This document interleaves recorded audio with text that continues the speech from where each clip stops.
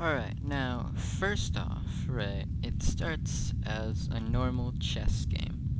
I do a pretty normal opening here, trying to find some kind of a scholar's mate.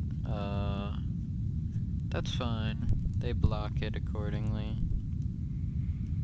And something kind of interesting happens later, where they actually take my queen with their queen, meaning that I can take it back, but basically I won't have a queen to travel through space and time and make an army with, but that's fine. I don't need one. And so their bishop comes out here, retreats, more opening, developing pawns and stuff. And so the game kind of changes the most right here. Now, what happens is that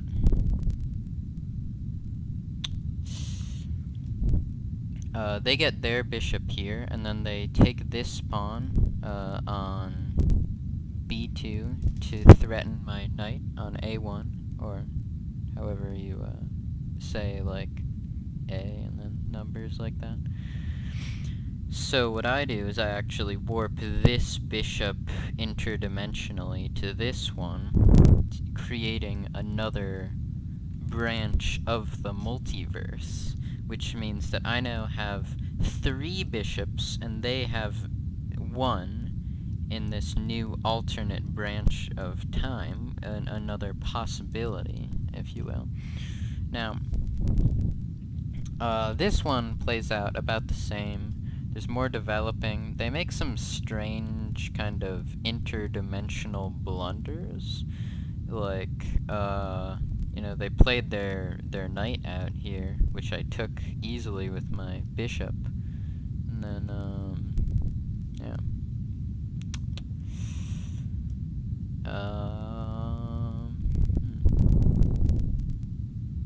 Then what else happened?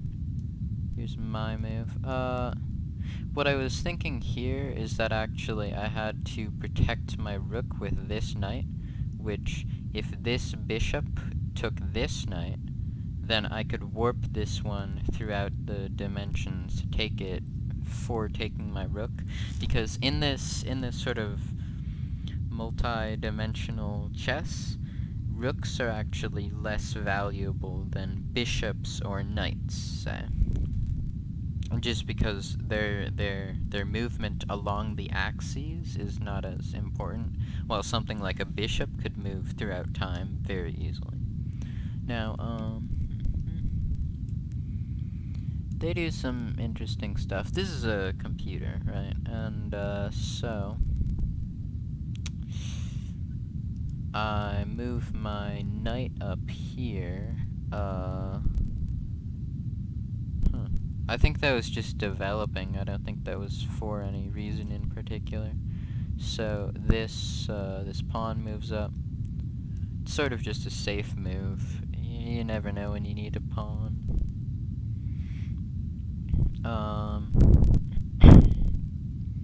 And now, right, so this knight attacks this rook, bishop, because it took my rook that was previously there.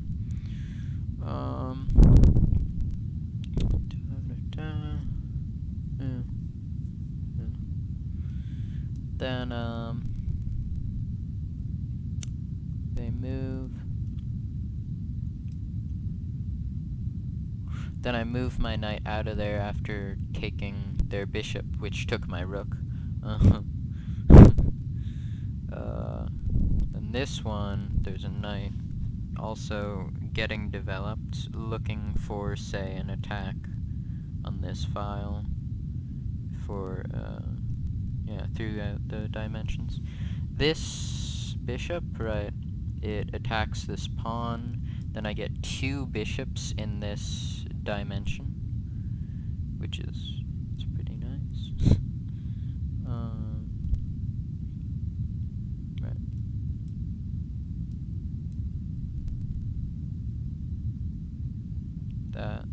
That bishop moves here throughout the dimensions. So, my thinking here was that actually this would be a checkmate. I thought that if I had a bishop here, then the only move that they would have is back here, because there were already two bishops in this dimension, sort of blocking off the king. I was wrong about that. I did not realize that their knight could go and take me immediately, so I blundered in the portal travel.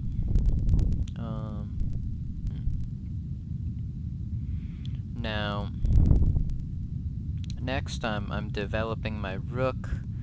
I'm moving my knight up.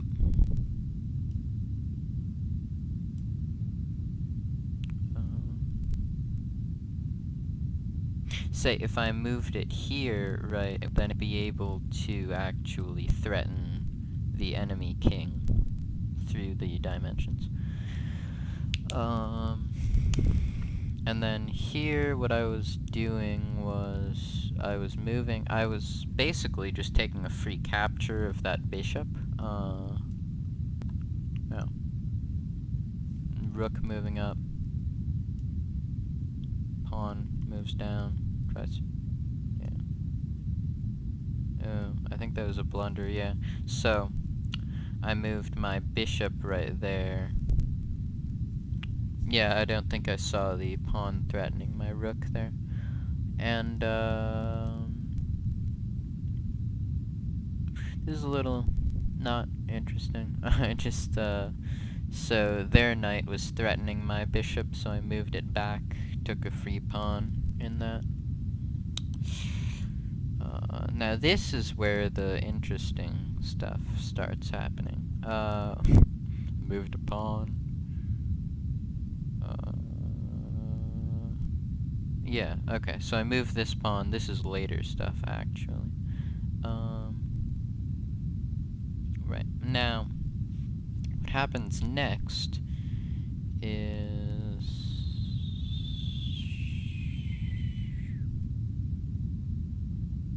Right, so, okay, this knight moves up here to threaten this king and this king simultaneously. Is that correct? Yeah, I think so. No?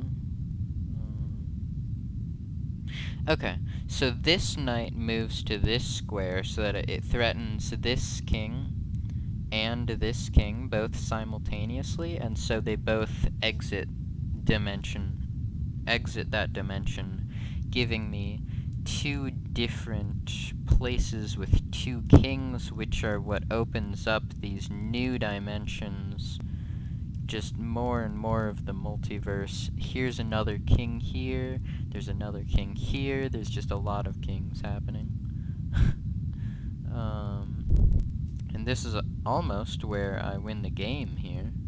So, now that those kings jump out, I decide to move this knight up here so that it threatens this king and this king, I believe. No, wait. Okay, so I just move that knight there, and I move that bishop to there. And then at that point, it becomes the present. Basically, they created these multiverses just to both stall me and to get their kings out. But in the end, it's never a good situation while you have two kings on one board, because if they get a nice pin, then they can just take you out in one moment. So essentially here what's happening is that this bishop here is threatening this king throughout the dimensions, because it is two multiverses away, and it's two along the y-axis. So, right, it's moving 2 times spatially and 2 times in parallel universes. Right, it's not moving temporally. but you can see, oh, wait. Let me go back to the check viewer. Okay, here we go. This knight also puts this king in check, and that is because, right, it's 2 along the y-axis and 1 along the parallel universe axis. Now this knight is actually moving temporally, and we can see that. Right, it's moving one space along time, so 1 unit of time backwards, and 2 along the spatial axis. And now, since they can't do anything about all of these checks, like there's no way that they can take this knight, for example, because if that happens, then that bishop takes the king. There's no way that they can take this knight in this tile, right? Because they just don't have anything. And then there's no way that they can take this bishop in that tile, because they're pretty empty. I think that playing for material and just getting those bishops, those knights, it's a good strategy. I didn't use a lot of temporal tricks, you might say, but it was a good game. I learned a lot, and yeah, pleasant experience.